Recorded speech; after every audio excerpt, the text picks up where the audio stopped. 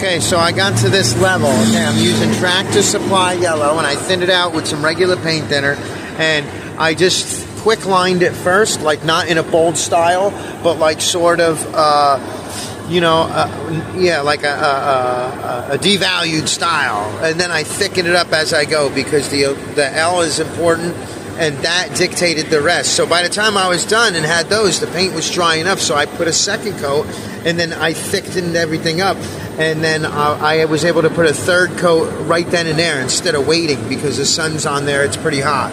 And I wiped each letter with a little thinner before, but to keep it clean and keep it going is what you want to do, okay? Because, and as an artist, I know they had drips and stuff, and I wipe it with my hands, and I have a rag right there, but, you know, you could change stuff because things change as you're working, and it's good to get the same design, yeah, but at the same token, like, you know, this came a little different, and, you know, and when you start to see the resolution, you could adjust that. So that's the progress at this point. And yeah, so you want, you know, I had just a regular type of paintbrush right there. That's a Fitch, a regular, well, not regular, a 1/4 inch. And then I got this paint right here, okay, which is Tractor Supply, and then that thinner right there.